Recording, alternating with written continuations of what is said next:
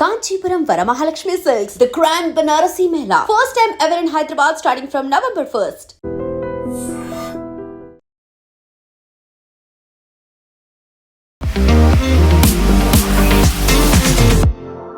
నేను భారతీయ ముస్లిం మహిళను, అది తలాక్ కాదు ఒక మజాక్ అనే మాటలతో నినాదంతో ఒక సినిమా వచ్చింది. హిందూ వర్సెస్ ముస్లిం యాంగిల్ కూడా తీసుకురాగలి. అంటే ముస్లిం పర్సనల్ లా ఇంపార్టెంటా, భారతదేశంలో ఉన్న లా ఇంపార్టెంట్? అంటే అన్ని చిన్నదానికి గవర్నమెంట్ వ్యతిరేకించడం మొదలుపెట్టారు. కానీ నాకు బాధ ఏమనిపించింది, ఆ రోజు మల్కాజిగిరి సిసిపిఎల్ సినిపాలిస్లో లేనప్పుడు 20 మంది ఉన్నారు థియేటర్లో.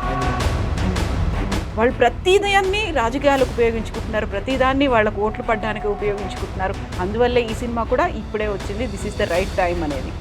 బీహార్ ఎలక్షన్ కన్నా ముందు, జస్ట్ ముందు వచ్చింది సినిమా. నమస్తే, నేను Kavitha. Welcome to I dream news and నిజాలు.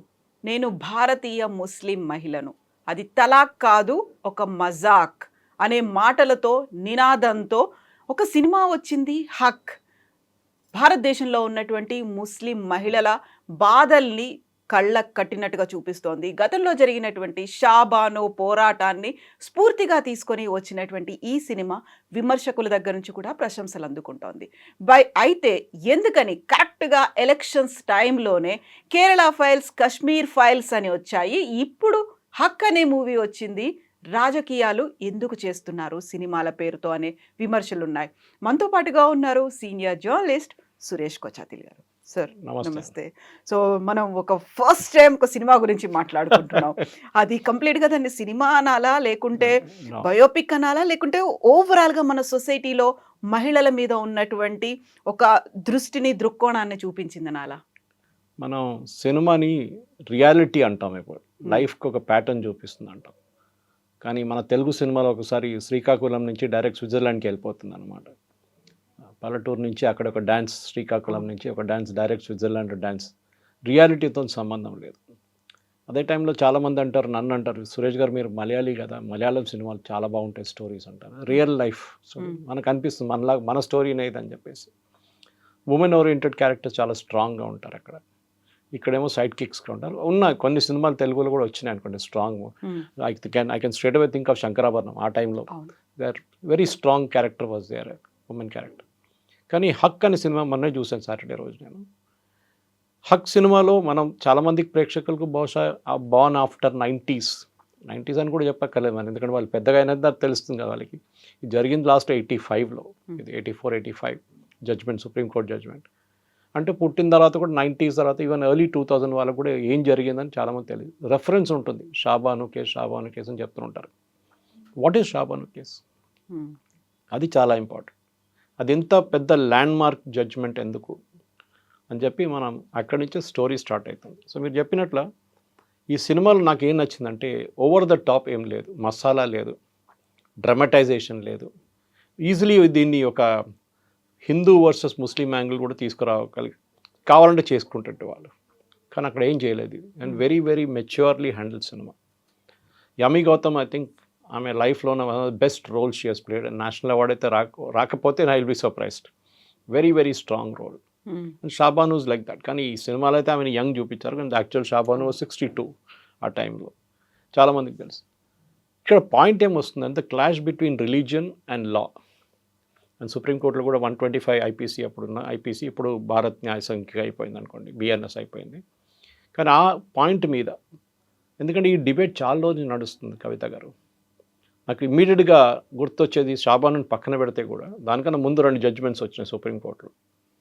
అంటే ముస్లిం పర్సనల్ లా ఇంపార్టెంటా, భారతదేశంలో ఉన్న లా ఇంపార్టెంటా? In fact toward the ending the Supreme Court judge reading out చేస్తున్నప్పుడు జడ్జ్మెంటు యూనిఫామ్ సివిల్ కోడ్ గురించి మాట్లాడతారు. ఇదే యూనిఫామ్ సివిల్ కోడ్ గురించి చాలా కోర్టు, ఈవెన్ సుప్రీంకోర్టు చెప్పారు గవర్నమెంట్ దగ్గర తీసుకురండి, ఎందుకంటే మాకు ప్రాబ్లం ఉంది, మా దగ్గర వేలాది కేసులు పడినాయి, ఇక్కడ మేము ఏం చేయాలి ఈ కేసులతో? Marriage, divorce, inheritance, adoption. దీంట్లో 4లో Hindu community is a different thing, Parsi community is a different thing, మీరు Muslim community, Christian community major తీసుకుంది. ఎందుకంటే సిక్కిజం అండ్ జైనిజం హిందూ కింద వస్తుంది డెఫినేషన్ కింద. మన అందరు తెలిసిందే ఈ డిబేట్ ఎప్పటి నుంచో నడుస్తుంది. Ambedkar garu one of the reasons why resigned Nehru cabinet నుంచి హిందూ కోడ్ గురించి రిజైన్ చేశారు క్యాబినెట్ నుంచి. అది పెద్ద డిబేట్ ఇంకోటి. కానీ చట్టం అందరికి ఒకటే ఉండాలి. That is something we should all agree. మీ పర్సనల్లో మీ మ్యారేజ్ని మీ రిచువల్స్ని మార్చడం ఎవరు చెప్పట్లేదు. కాజీ ఉన్నారో తీసుకొచ్చి కుబూల్ హే అన్నాడు, అదంతా use your thing. Same with Christian marriages. మీరు ఇప్పుడు చూడండి, చాలా మటుకు క్రిస్టియన్ మ్యారేజెస్లో కూడా హిందూ రిచువల్స్ చాలా వచ్చేసినాయి. నాకు ఇక్కడ తెలుగు చర్చెస్లో నేను ఎక్కువ వెళ్ళలేదు, కానీ మలయాళీ వెడ్డింగ్స్లో మంగళసూత్రం కట్టడం చాలా కామన్ అయిపోయింది చర్చెస్లో. బహుశా తెలుగు దాంట్లో కూడా ఉండొచ్చు. I have not attended much of Telugu weddings in the church. So చట్టాలు ఏంటి, that is very important thing. ఈ సినిమా స్టోరీ చెప్పే ముందు స్టోరీ అని లేదు దీంట్లో. It is a real life slice అన్నమాట. ఏం జరిగింది, ఎట్లా జరిగింది, ఎందుకు జరిగింది, అండ్ ఎగ్జాజరేషన్ అనేది లేదు. ఇమ్రాన్ హాష్మీ ఆల్సో చాలామంది అంటారు ఆయన యూజువల్ రోల్స్ మనకు అందరికి తెలిసిందే, చాలా డిఫరెంట్ టైప్ ఆఫ్ రోల్ చేస్తారు. కానీ దిస్ వెరీ మెచ్యూర్. ఆయన కూడా కొంచెం వైలెంట్ క్యారెక్టర్ కూడా బిహేవ్ చేస్తే కూడా we will not be surprise, కానీ చేయలేదు. ఇంతకు ఆ సీన్లో, ఆ మూవీలో ఒక సీన్ ఉంది కవిత గారు. I don't want to play spoiler for people who not watched it. ఇంకా చూడడం వాళ్ళని స్పాయిలర్గా ఉండను, కానీ ఒక సీన్లో మూవీ స్టోరీ మొత్తం వచ్చేస్తుంది. ఈమె పెళ్లి చేసుకొని షాజియా అని దాంట్లో ఆమె పేరు. షాజియా వచ్చి కిచెన్కి వస్తుంది అనమాట. ఫస్ట్ టైం వాళ్ళ హస్బెండ్ ఇంట్లో కిచెన్కి వచ్చినప్పుడు కుక్ అక్కడ కుక్ చేస్తున్న ఆమె అంటది, ఈమె 3 కుక్కర్లు చూస్తుంది అక్కడ. ఇదేంటి 3 కుక్కర్లు ఉంది ఇక్కడ అంటే, హమారే సాహెబ్ एक कुकर खराब हो गए तो दूसरे खरीदते हैं, दूसरा खरीद तो तीसरे खरीदते हैं. అవన్నీ అలాగే ఉంటాయి. మా సారు ఒక కుక్కర్ స్పాయిల్ అయితే దాన్ని రిపేర్ చేయరు, కొత్తగా కొనుక్కుంటారు. అది ఖరాబ్ అయితే మళ్ళీ ఇంకో కొనుక్కుంటారు. తర్వాత మూవీలో అదే సీన్ రిపీట్ అవుతుంది. అంటే ఆయనకి ఫస్ట్ వైఫ్ నచ్చకపోవడమో లేకుంటే ఏదైనా రీజన్ కానీ he goes for a second wife. అక్కడే ప్రాబ్లమ్స్ అంతా స్టార్ట్ అవుతుంది. సో తర్వాత మనం రికలెక్ట్ చేస్తున్నప్పుడు అదే సీన్ మనకు గుర్తొస్తుంది. ఎందుకు ఆయన మెంటల్ మేకప్ గురించి గుర్తొస్తుంది. And Imran Hashmi acted mature. Is a lawyer, same as usual in the real లైఫ్లో కూడా వాళ్ళ మౌలానా I think he was also lawyer. Yami Gautam తర్వాత I think one of the strongest characters వాళ్ళ వెరీ వెరీ మెచ్యూర్ క్యారెక్టర్. అంటే ఒక మహిళ అంట వాళ్ళ పేరెంట్స్ ఎట్లా ఉండాలి అనేది I think that movie shows it. మన దగ్గర చాలామంది పేరెంట్స్ నేను చెప్తుంటాను, మీ అమ్మాయి మన సూసైడ్ గురించి వింటాం, అమ్మాయి సూసైడ్ చేసుకుంది వాళ్ళ ఇన్లాస్ ఇంట్లో అని. వీళ్ళు ఏడుస్తారు, అన్నీ చేస్తారు, అన్నీ చేసి కేసు వేస్తారు. మీ అమ్మాయి ఆ ఇంట్లో ప్రాబ్లంలు ఉన్నప్పుడు మీరు ఆమెను ఎందుకు అక్కడ ఉంచుకుంటారు? You should bring her back. As a parent me responsibility. పోనీ సొసైటీ ఏం చెప్తారో, తీసుకొస్తే మళ్ళీ మా ఇంట్లో పక్కన వాళ్ళు ఏమంటారో, పెళ్లి చేసుకుంది ఇక్కడ ఎందుకు ఉంటున్నారో అని అంటారు. కానీ జీవితం ఇంపార్టెంటా లేకుంటే మీ సొసైటీ ఏం చెప్తున్నా అది ఇంపార్టెంటా? అవమానాలు అనే ఒక ఫీల్ ఉంటుంది అక్కడ. అది ఇప్పుడు కూడా పేట్రియాకల్ అని మాట్లాడతారు చూడండి. పేట్రియాకల్ కాదు, in this movie the father is the strongest character ఇక్కడ. అది చాలా important. Even Muslim personal law board ముందు జరిగే ఒక ఆర్గ్యుమెంట్లో ఈమె ఖురాన్ గురించి చెప్తుంది. She is a authority on Quran that in the movie Yami Gautam is shown as. ఎంత బాగా ఆర్గ్యూ చేస్తుందంటే, ఒక లాయర్ ఆర్గ్యూ చేసే కానీ ఎక్స్పర్ట్గా ఆమె ఆర్గ్యూ చేస్తుంది ఖురాన్ గురించి. Even the Supreme court when she argues personal argue చేస్తుంది. బికాజ్ రియల్ లైఫ్లో అట్లా జరగలేదు అనుకోండి, కానీ that is the cinematic Liberty ఒకటి. కానీ నాకు ఒకటి అనిపించింది ఏంటంటే, ఆ ఫాదర్స్ క్యారెక్టర్, అమ్మాయి వాళ్ళ ఇంటికి తిరిగి వచ్చినప్పుడు 3 పిల్లలతోని దే యాక్సెప్టెడ్ హర్ ఇమీడియట్లీ. ఉండండి అమ్మ, ఇక్కడ ఉండండి, ఏం కాదు. వాళ్ళ అమ్మగారు అప్పుడు కూడా చెప్తున్నారు, ఎందుకు వచ్చావు, అక్కడ ఉండొచ్చు కదా, అడ్జస్ట్ చేసుకోవచ్చు కదా అని. No, very clearly. So I think ఒక స్ట్రాంగ్ మెసేజ్. ఈ సినిమా చూడలేని వాళ్ళు కూడా వెళ్ళి చూడాలి, ఎందుకంటే it is there in English subtitles. So మీ హిందీ కన్నా ఎక్కువ ఉర్దూ వాడతారు. అర్థం కాకపోతే కూడా Urdu words also are translated into this. And పాటలు కూడా చాలా మర్జ్ చేశారు సినిమాల్లో. చాలా ప్లేసెస్లో బ్యాక్గ్రౌండ్ మ్యూజిక్ లేకుండా సైలెన్స్ ఉంటుంది. అది అర్థం చేసుకోవాలి మనం. ఒక హస్బెండ్ వైఫ్ కాన్వర్జేషన్లో ఒక డిఫరెన్స్ ఆఫ్ ఒపీనియన్ రాగానే ఆ సైలెన్స్ ఇస్ వెరీ ఇండికేటివ్. అంటే గ్యాప్ మొదలైందన్నమాట. That gap is started widening అనేది. తర్వాత సుప్రీంకోర్టులో కూడా ఆర్గ్యుమెంట్ చేస్తున్నట్టు సర్టన్ పాయింట్స్ మొత్తం ఆగిపోతుంది. అసలు పిన్ డ్రాప్ సైలెన్స్ అంటారు చూడండి ఇంగ్లీష్లో. Can hear a pin drop immediately. సినిమాలో నాకు నచ్చింది మెసేజ్. ఎందుకంటే 125 CR అప్పుడు ఐపీసీలో ఉన్న లా ప్రకారం హిందూ ముస్లిం దాంట్లో ఈ చట్టాలు పనికిరావు, అందరికి ఒకటే చట్టం ఉండాలి. And we will have to give maintenance అని. ఎందుకంటే వీళ్ళ దాంట్లో ముస్లిం పర్సనల్ లాలో ఇద్దత్ పీరియడ్ అంటే 90 days from the day of the divorce, అప్పుడు దాకా మీరు మెయింటెనెన్స్ ఇవ్వాలి మీ వైఫ్కి. దాని తర్వాత వాళ్ళ చుట్టాలు చూసుకోవాలి. చుట్టాలతో కాకపోతే వకఫ్ బోర్డు చూసుకోవాలి. మీరు సొసైటీ మీద ఎందుకు వేస్తున్నారు అండి? What about the husband? ఆయన ఏం రెస్పాన్సిబిలిటీ చేస్తారు ఏముంటుంది? అప్పుడు హిందువులకు ఉన్న చట్టం ముస్లిమ్స్కి లేదు. ఆలోచించండి, Hindu that go through the divorce in the court, family కోర్ట్కి వెళ్తారు, ఆ జడ్జ్ అంటారు ఒక 6 నెలలు మీరు కొంచెం అక్కడిక్కడ అడ్జస్ట్ చేసి చూడండి, కౌన్సిలింగ్ అనేది కౌన్సిలింగ్ చేస్తారు, మీరు అడ్జస్ట్ చేసి కొంచెం కాకపోతే లాస్ట్లో okay it will be dissolved. అదే రూల్ ముస్లిమ్స్కి ఎందుకు లేదు? అప్పుడు వాళ్ళు అంటారు షరియా మాదార్ ఇంపార్టెంట్ అంటారు. ఈ సినిమాలు కూడా అదే చూపిస్తున్నారు చాలా మటుకు. అగైన్ నేను మొత్తం కథ చెప్పక, ఎందుకంటే కథ ఒకసారి చెప్పేస్తే then there is no point in discussing the people watching the movie. కానీ షరియా లా ఉన్నప్పుడు అన్ని షరియా ఉండాలి కదా. Why only for personal law? మీరు రేపు అడల్టరీ చేస్తే, లేకుంటే రేపు మీరు మర్డర్ చేస్తే అక్కడ కూడా షరియా లా రావాలి కదా ఇఫ్ యూర్ అ ముస్లిం. అప్పుడు అంటారు కాదు కదా, అప్పుడు ఐపీసీ అంటారు, ఇప్పుడు బిఎన్ఎస్ అంటారు. అది కాదు, you should have one law. So supreme court కూడా ఈ జడ్జ్మెంట్లో చెప్పారు, చాలా మటుకు దానికన్నా ముందు కూడా చెప్పాను, we need a uniform civil code. ఇది బీజేపీ వాళ్ళు తీసుకొస్తారో నరేంద్ర మోదీ తీసుకొస్తారో కాదు, సుప్రీంకోర్టు చెప్పారు. అప్పుడు మీరు అన్ని సుప్రీంకోర్టు నేను వీళ్ళు అగ్రీ విత్ అన్నప్పుడు ఇది కూడా అగ్రీ చేయాలి కదా. దీనికి రీజన్ ఉంది. ఆలోచించండి, గోవాలో before independence from India one Portuguese rule చేస్తున్నప్పటి నుంచే అక్కడ యూనిఫామ్ సివిల్ కోడ్ ఉంది. First state in India to have uniform civil code. ఇప్పుడు ఏదో ఐ థింక్ హిమాచల్ ప్రదేశ్ ఎక్కడ అన్ని ట్రై చేస్తున్నారు యూనిఫామ్ సివిల్ కోడ్ తీసుకురావడానికి, కానీ లీగలీ ఇంకా అది అప్రూవ్ కావాల్సి ఉంది. సుప్రీంకోర్టు కేసు వెళ్తే రేపు ఏమైంది చెప్పలేము మనం. ఇంకొక important case which is nothing to do with the movie is Mary Roy, Arundhati Roy వాళ్ళ మదర్. ఆమె కోటయంలో ఉన్నప్పుడు ఆమె వాళ్ళ బ్రదర్స్ మీద కేసు వేసింది. ఏంటంటే ఆమె పెళ్లి చేసుకున్న తర్వాత of course she had some issue with husband and husband left, and ఆమె తర్వాత తిరిగి వచ్చిన తర్వాత కోటయంలో ఉంటుండే she was running a school there. ఆమెకి ప్రాపర్టీ డివిజన్లో క్రిస్టియన్ ఫ్యామిలీ, ఎస్పెషల్లీ కేరళ, ఇక్కడ కూడా నాకు తెలియదు వాట్ ఇస్ ద రూల్, కానీ క్రిస్టియన్ ఫ్యామిలీస్లో అమ్మాయికి రాదు. ఎందుకంటే పెళ్లి టైంలో వాళ్ళకి they give a huge amount of money. అది మీరు డౌరీ అని చెప్పొచ్చు, ఇంకేదో పేరుతో చెప్పొచ్చు. అది ఇచ్చేసాం కదా మళ్ళీ ఇంకేముంది మీకు ఇవ్వడానికి, ఇంకా ఇక్కడ రాకు అని చెప్పి అది ఒక ఇండికేషన్ అన్నమాట. ఇంత ఖర్చు పెట్టాం మీ మీద, ఇంత డబ్బులు ఇచ్చాం మీకు, ఇంత బంగారం ఇచ్చాం, now stay away from this. కానీ వాళ్ళ actual father property mother property కోర్టులలో ఉంటుంది. అప్పుడు ఏం చెప్తారు? So she went to the Supreme Court all the way. ఆమెకు అక్కడ కొట్లాడి కేసు గెలిచి వచ్చింది. దట్ క్రిస్టియన్ అమ్మాయిలు కూడా వాళ్ళ కొడుకులతోని వాళ్ళ బ్రదర్స్తోని equal amount of division of property. ఇప్పుడు ఇది ఇస్లాంలో ప్రాబ్లం ఉంది. అక్కడ అమ్మాయికి షీ గెట్స్ అ పిటెన్స్ చాలా తక్కువ. I think it's 1/3 of what ever some last brother property నుంచి ఏదో ఒక క్యాల్కులేషన్ ఉంది అది, కానీ నథింగ్.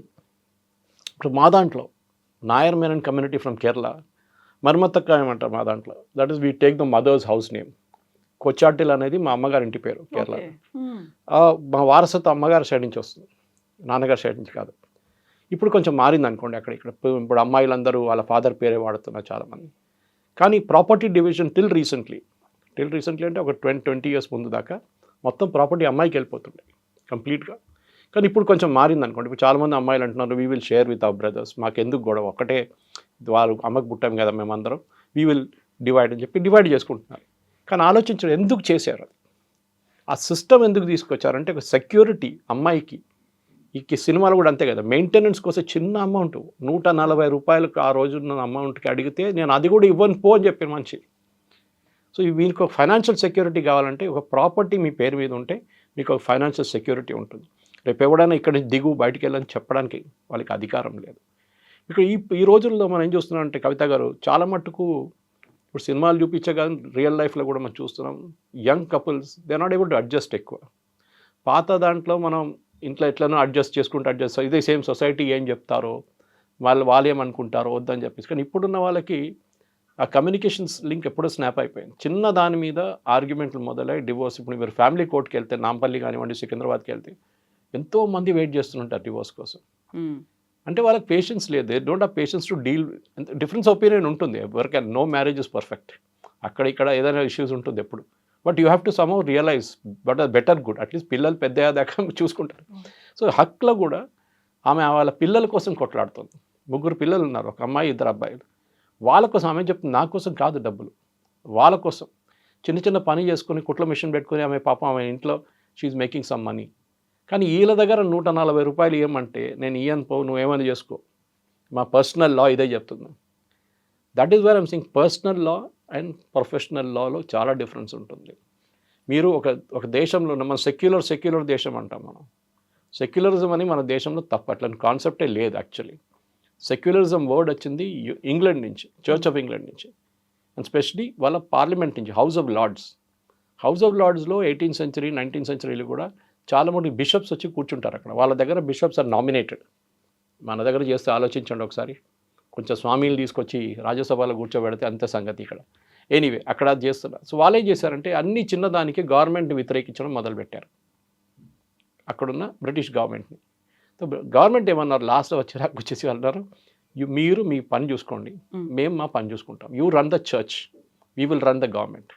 ఈ రెండు కనెక్షన్ రాకూడదని చెప్పి దట్ ఈస్ వేర్ సెక్యులరిజం అని కాన్సెప్ట్ వచ్చింది. Church and state or separate. వాళ్ళ దగ్గర చర్చ్ ఇస్ ద రిలీజియన్, అంటే వాళ్ళ ప్రొటెస్టెంట్, ఇంగ్లాండ్లో ప్రొటెస్టెంట్ రిలీజియన్, యూఎస్లో క్యాథలిక్ ఉంటుంది. ఇది సెక్యులరిజం అక్కడి నుంచి. మన దేశంలో ఎట్లా వస్తుందండి సెక్యులరిజం?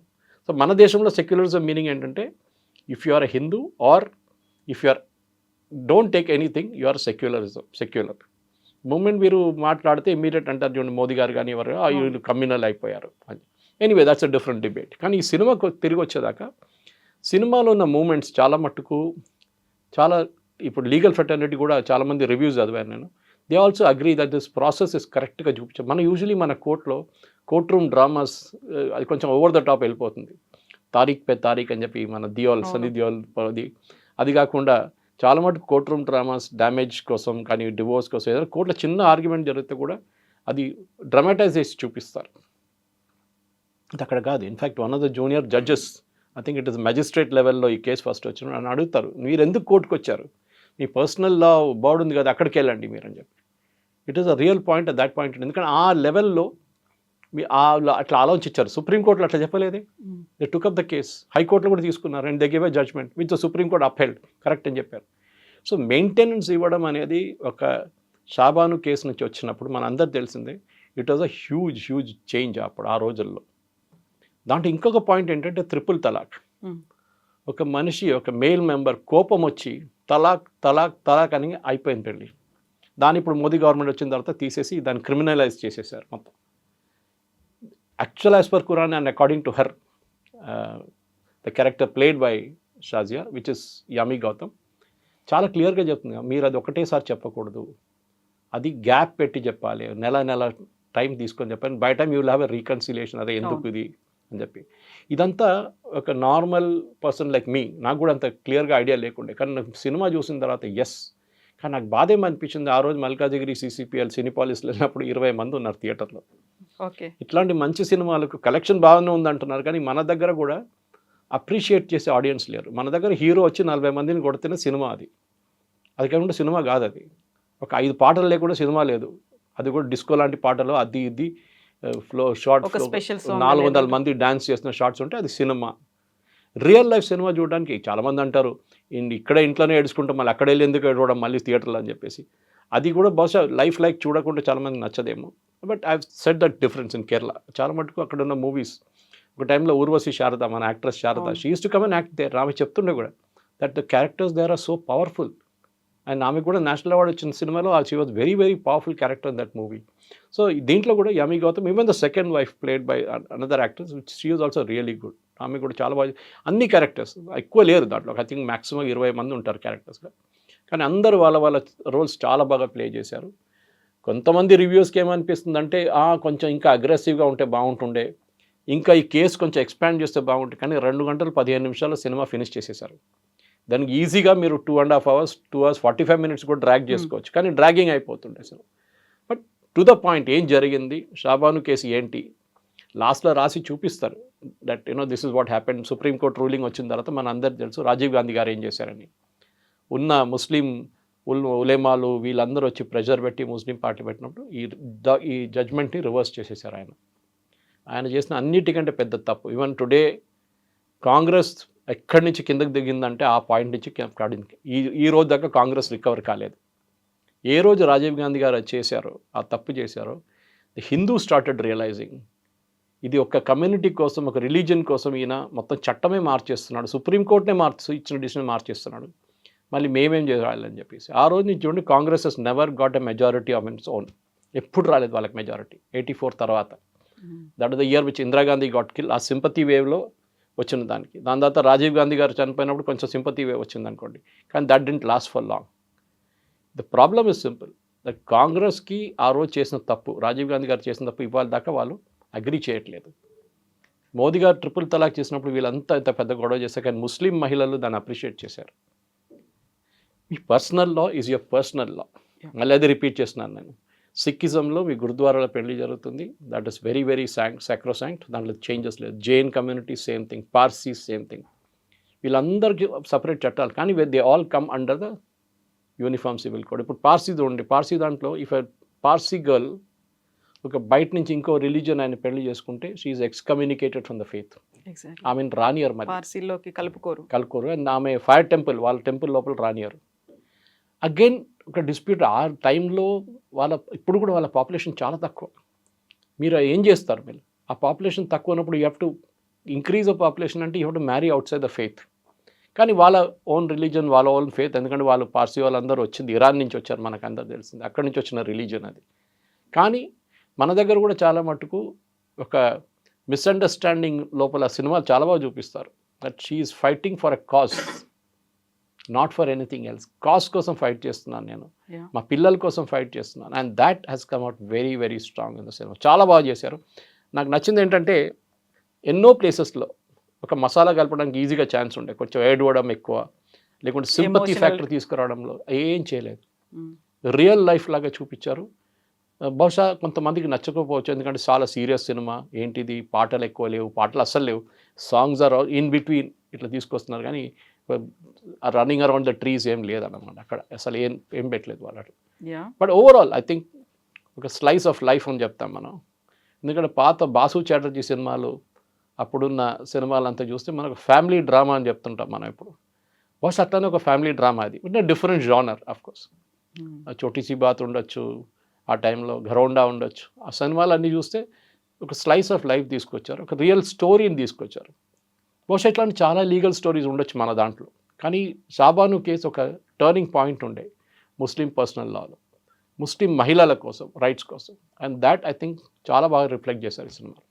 1985లో అయిన ఇష్యూ, ఆ తర్వాత ముస్లిం పర్సనల్ లా బోర్డు షరియా గురించి చాలా మాట్లాడుకున్నారు. 2019లో అనుకుంటాను ట్రిపుల్ తలాక్ని బ్యాన్ చేశారు. But now we are in 2025. ఎందుకని ఇంత గ్యాప్ తీసుకొని, అది కూడా బ్యాకప్ ఏమైనా బీజేపీ లాంటి ఒక ఆర్గనైజేషన్ ఏమైనా చేస్తుందా అనేది? కేరళ ఫైల్స్ ఎలక్షన్స్ ముందు వచ్చింది అన్నారు, కశ్మీర్ ఫైల్స్ కూడా అలాగే వచ్చిందని. బీహార్ ఎలక్షన్స్ టైంలోనే హక్ అనేది రావడం కూడా, వాళ్ళు ప్రతిదాన్ని రాజకీయాలకు ఉపయోగించుకుంటున్నారు, ప్రతిదాన్ని వాళ్ళకు ఓట్లు పడ్డానికి ఉపయోగించుకుంటున్నారు. అందువల్లే ఈ సినిమా కూడా ఇప్పుడే వచ్చింది, this is the right time అనేది. బీహార్ ఎలక్షన్ కన్నా ముందు, జస్ట్ ముందు వచ్చిన సినిమా ఇది. సో బీహార్ ఎలక్షన్ని ఇన్ఫ్లుయెన్స్ చేయడం, ఇంపాక్ట్ చేయడం ఏం లేదు, ఎందుకంటే ఒకటే స్టేట్ అది. కానీ ఐ థింక్ ఓవరాల్ ఇప్పుడు మీరు నెక్స్ట్ ఎలక్షన్ 2029 ఎలక్షన్ ముందు తీసుకొచ్చారంట. అప్పుడు అంటారు ఎలక్షన్ ముందు ఎందుకు తీసుకొచ్చారంటారు ఆ టైం. లేదు, టైం లేదండి దేనికి. ఇప్పుడు కేరళ ఫైల్స్లో చూపించిన స్టోరీ ఐ వాజ్ ఇన్వాల్వ్డ్, ఒక పార్ట్ దాకా నేను ఇన్వాల్వ్డ్ ఉన్నాను దాంట్లో. కొన్ని దాంట్లో యాక్ట్ చేసిన క్యారెక్టర్స్ని రియల్ లైఫ్ క్యారెక్టర్స్తో డీల్ చేశాను నేను, ఇంటర్వ్యూలు కూడా చేశాను వాళ్ళతో, కేరళలోని అమ్మాయిలతో. ఆర్ష విద్యా సమాజం అని చెప్పి ట్రివాండ్రంలో 6,000 మంది అమ్మాయిల్ని తిరిగి హిందూ కమ్యూనిటీకి తీసుకొచ్చారు వాళ్ళు. వీళ్ళందరి లవ్ జిహాద్లో తీసుకెళ్ళి they have bought them back. So ఎవరైనా అంటే లేదు 3 అమ్మాయిలు వెళ్ళారు 30,000 వెళ్ళలేదంటే ఆర్ష విద్యా సమాజంకి వెళ్ళండి, ట్రివాండ్రంలో మనోజ్ అని చెప్పి అక్కడ chief, he is main man there, Acharya Manoj, ఆయన కలవండి. చాలామంది అమ్మాయిలు ఉన్నారు అక్కడ, వాళ్ళని కలవండి. They are full time volunteers. ఈ అమ్మాయిలు తీసుకొస్తున్న వాళ్ళని కౌన్సిల్ చేయడం, రిటర్న్ తీసి. సో స్లైస్ ఆఫ్ లైఫ్ ఉండే అది కూడా. కశ్మీర్ ఫైల్స్ ఎక్కడ తప్పండి, పండితులతో జరగలేదా? అది జరిగిందే కదా. దాంట్లో చూపించిన సీన్, ఎయిర్ ఫోర్స్ ఆఫీసర్ ముగ్గురిని చంపుతున్నది టెర్రరిస్ట్ యసీన్ మలిక్ చూపిస్తే అప్పుడు చూపించలేదండి, అది కూడా చూపించారు ఆ టైంలో. అంత జరిగిందే. కానీ ప్రాబ్లం ఎక్కడంటే మనకి పొలిటికల్ ఇన్కన్వీనియన్స్ ఉంటుంది. అది చూపించగానే ఎందుకు అయిపోయింది కదా మొత్తం, మళ్ళీ క్యో దీంట్లో అంటారు, ఒక డైలాగ్ కూడా ఉంది, క్యో ముర్దోంకో ఫిర్ నికల్ రే బార్, అంటే చనిపోయిన వాళ్ళని మళ్ళీ మీరు ఎందుకు బయట తీస్తున్నారు, గడే ముర్దో క్యో బాహర్ నికల్ రే అని. సో లెట్ స్లీపింగ్ డాగ్స్ లై అంటారు, కానీ షిండ్లర్స్ లిస్ట్ చూసుంటారు మీరు, your seen classic movie, real life story. మళ్ళీ దాంట్లో కూడా చెప్పొచ్చు కదా, ఎందుకండి ఎప్పుడూ అయిపోయిన నాట్సీది, ఎప్పుడూ అయిపోయిన జ్యూస్తో మళ్ళీ ఎందుకు తీసుకొచ్చారు ఇదంతా. సో సినిమాలు అనేది they are a part of life. మన ప్రాబ్లం ఏంటంటే మనం దాన్ని ఎంటర్టైన్మెంట్గా చూసుకుంటాం. షిండ్లర్స్ లిస్ట్ వచ్చినప్పుడు అందరు చప్పట్లు కొట్టారు, ఆస్కర్ ఇచ్చారు, Steven Spielberg became N instant celebrity. Not that he was not, దానికన్నా ముందు కూడా ఆయన బట్ జరిగిన రియల్ లైఫ్ ఇన్సిడెంట్ అది. ఇంకా చాలా ఉన్నాయి మన దాంట్లో. ఇప్పుడు సాంబాజీ సినిమా వచ్చింది, వచ్చేప్పుడు చాలామంది అన్నారు ఇది నిజమా? Yes, it's a real life story. అప్పుడు దాకా శివాజీ తెలుసు కానీ సాంబాజీ ఎవరని తెలియదు. సో మన పిల్లలకు కూడా it's like A history lesson. అది ఇది for the mature audience this is a history lesson. ఏం జరిగింది అప్పుడు, ఇప్పుడున్న యంగ్స్టర్స్కి, ఇప్పుడున్న 25, 30, 40 ఉన్న వాళ్ళు కూడా 1985లో ఏం జరిగింది అప్పుడు, ఎట్లాంటి ఒక lady with absolute no support from society, వాళ్ళ సొసైటీ నుంచి ఆమెను బయటకు తీసేశారు వాళ్ళు రిలీజన్ కోసం. రిలీజన్ మీరు మా రిలీజన్ని తీసుకెళ్ళి మీరు కోర్టు దాకా తీసుకొస్తారని డైలాగ్ కూడా ఉంది ఆ సినిమాలో. ఎందుకు తీసుకొచ్చావు మన రిలీజన్, ఎందుకు తీసుకెళ్ళావు కోర్టు దాకా? అప్నా షరియాకు క్యో లేకే కోర్టు తక్. That is the fight. దాన్ని మనం అప్రిషియేట్. అది రిలీజన్ అని సంబంధం లేదు, ఎనీవేర్. నేను చెప్తున్నాను ఇప్పుడు కూడా చాలామంది నాకు అప్పుడే బాధ అనిపిస్తుంది, హెరాస్మెంట్ చేస్తున్న చాలామంది అమ్మాయిలు పాపం వాళ్ళు they are suffering in silence. Please do, ఈ సినిమా ఒక మోటివేషన్గా తీసుకోండి. మీకు ఒక సపోర్ట్ సిస్టమ్ ఉంటుంది, మీకు అడ్వకేట్లకి డబ్బులు ఇవ్వడం అదంతా సెకండరీ. ఫ్రీగా ప్రోబోనో పనిచేసేటోళ్ళు చాలామంది ఉన్నారు, సొసైటీలో ఉన్నారు చాలామంది, కౌన్సిలింగ్ చేసే మీలాంటి వాళ్ళు ఉన్నారు. You can go and motivate people and say no, you should stand up and fight. And Shah Bano case was one such case. ఒక ముస్లామే పాపం ఏం లేకుండా 140 రూపాయలు మెయింటెనెన్స్ ఇయరా నెలకని చెప్పి, and that other guy is a lawyer, very rich lawyer. నేను ఇవ్వను పో, మా రిలీజన్ పర్మిట్ చేయట్లేదంటే ఎంటైర్ కేసుని తీసుకొచ్చి సుప్రీంకోర్టు దాకా వెళ్ళిన దాన్ని మెచ్చుకోవాలి. And that is a slice of history మనకు చూపిస్తుంది. Yes sir, thank you so much. Thank you very much. Thank you.